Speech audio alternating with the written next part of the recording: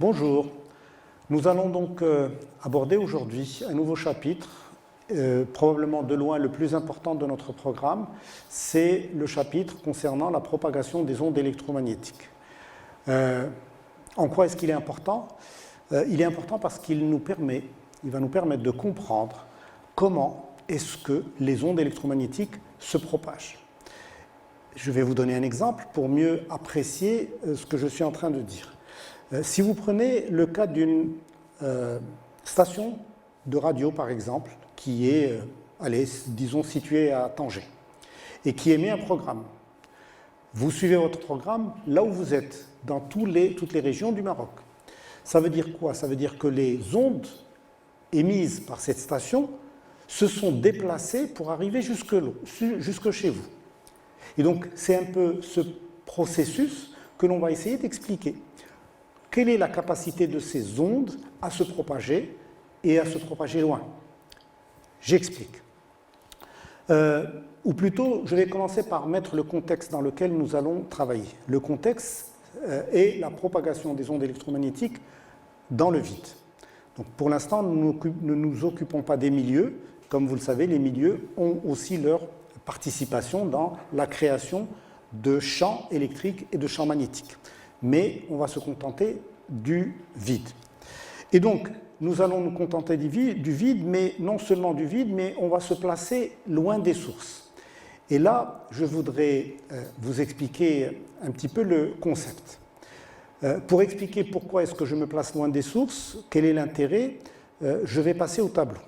Et donc, je vais au tableau et je vais rappeler les équations de Maxwell telles que nous les avons établies dans le vide. Je vais rappeler dans le vide. Donc, les équations de Maxwell, bien sûr en régime variable, loin de vide. Alors, première équation de Maxwell, divergence de E égale à ρ sur epsilon 0. Rappelez-vous, c'est l'expression du théorème de Gauss. Deuxième expression, divergence de B égale à 0. Elle rappelle simplement que B est un flux conservatif. Troisième équation, qui est l'équation rotationnelle de E, qui est l'expression de Maxwell-Faraday, égale à mu0 J,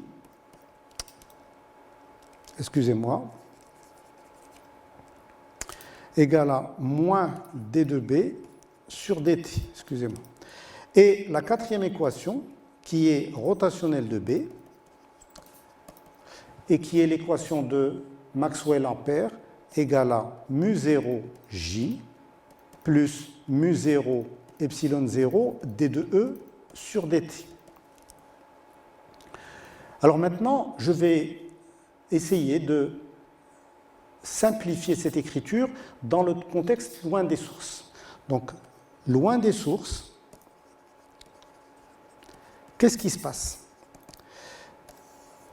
Et je vais essayer de revenir sur les concepts, sur les particularités des champs E électrostatiques et les champs magnétostatiques. Les champs électrostatiques et magnétostatiques se caractérisent par le fait qu'ils sont à courte portée. Ça veut dire que les champs sont comme ils sont inversement proportionnels au carré de la distance, leur intensité diminue très rapidement lorsqu'on s'éloigne des sources. Donc je rappelle que les champs électrostatiques E et magnétostatiques B sont tous deux inversement proportionnels à la distance au carré. Donc vous voyez très bien que dès que je m'éloigne, dès que la distance R de la source devient grande, le champ, ou l'intensité de ces champs-là, tend vers 0 et il s'annule. Donc, lorsque je vous ai donné l'exemple de la station qui émet et que vous recevez très loin, donc vous voyez que les distances sont déjà très grandes. Et donc, vous comprenez très bien que l'effet électrostatique et magnétostatique vont être très vite atténués et donc je n'ai pas besoin de les considérer. C'est pour ça que je vais réécrire mes équations de Maxwell et les réécrire dans ce nouveau contexte, dans le sens où divergence de E sera égale à 0, puisque le champ électrostatique dû aux charges n'est plus là. La deuxième ne change pas puisque divergence de B égale à 0. La troisième équation, rotationnelle de rotationnelle de E égale à moins dB sur dt, ça c'est toujours vrai, c'est l'expression de Faraday. Et la quatrième expression, dans laquelle j'ai rotationnelle de B qui est égal à mu0J, J pareil, c'est son effet, le courant de conduction, leur effet est immédiat, est très proche, à courte portée, donc ça annule, et il me reste simplement mu0, epsilon 0, d de E sur dt. Donc voilà comment se résument mes 4 équations de Maxwell lorsque je suis dans le vide et loin des sources. Et ce qui est intéressant à voir, c'est que ces équations présentent une symétrie parfaite. C'est-à-dire que si vous regardez les équations, vous voyez bien qu'au niveau de la divergence, toutes les divergences, les deux sont nulles. Et au niveau du comportement de champ, le rotationnel de E est le résultat de la variation de B dans le temps. Et le rotationnel de B, donc l'apparition de B avec ses lignes de champ fermées, est le résultat de la variation de E dans le temps. Et donc, grâce à ça, nous mettons en place une expression des équations de Maxwell symétrique. Et surtout qui montre que la variation de B crée E, et que E, après, lorsqu'il va varier, crée B, et ainsi de suite. Et donc, c'est ce qu'on dira un peu plus tard, le champ électromagnétique est auto-alimenté puisqu'il se suffit à lui-même. Une fois qu'il est créé, dans le temps et dans l'espace, il va pouvoir se déplacer tout seul et donc s'auto-alimenter et continuer, si vous voulez, à vivre en quelque sorte. Alors, ceci, nous le verrons parfaitement lorsqu'on aura établi les équations de propagation du champ électromagnétique. Et ça va être la deuxième partie de cette intervention. Donc, équation de propagation. Je vais peut-être mettre de la couleur. Équation de propagation. Et là, je vais considérer les deux champs. Je vais commencer par E, mais en fait, vous verrez que le même traitement s'applique au champ B également. Alors, regardez comment on va opérer. Donc, je vais commencer par une des équations. Par exemple, l'équation 3, rotationnelle de E égale à moins d de B sur dt.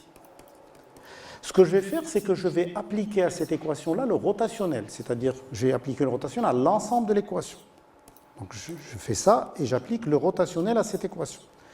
Si je le fais, qu'est-ce que ça me donne? Ça me donne le rotationnel du rotationnel de E égal au rotationnel de moins dB sur dt.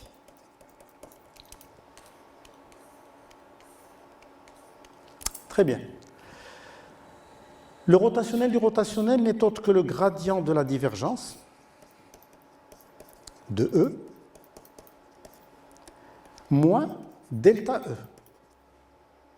Delta étant 2 fois l'opérateur nabla. J'applique 2 fois l'opérateur nabla. Donc delta scalaire delta. Ou la nabla scalaire nabla, pardon. Égal à rotationnel. Et là, ce que je vais faire, je vais inverser la variation spatiale et la variation temporelle, puisque les deux variations sont indépendantes. Donc je vais avoir d sur dt de moins rotationnel de B.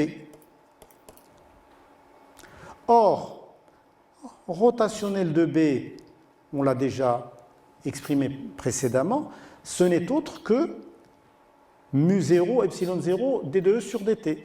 Je vais juste ouvrir la parenthèse, j'ai probablement oublié de signaler quelque chose, c'est que je vais le mettre en couleur, c'est que mu0, epsilon 0, on le note 1 sur c carré, et c, c'est la vitesse de la lumière dans le vide.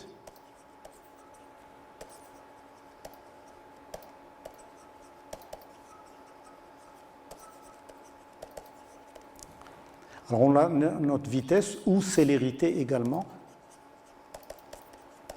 c'est le terme technique. Très bien. Donc, rotationnel de B, c'est 1 sur c carré d de E sur dt. Je vais maintenant manipuler mes résultats. De même, divergence de E, égale à 0. Donc ce terme-là s'en va, il me reste ce terme et celui-ci. Et donc je vais obtenir avec ça moins delta E plus 1 sur C carré D2 sur DT2 de E égale à 0. Alors, en général, on l'exprime en l'inverse, en multipliant par le signe moins, donc ça sera plus ceci, moins ceci. Alors, ce que je viens d'obtenir là, c'est ce qu'on appelle l'équation de propagation du champ équation de propagation du champ E, du champ électrique.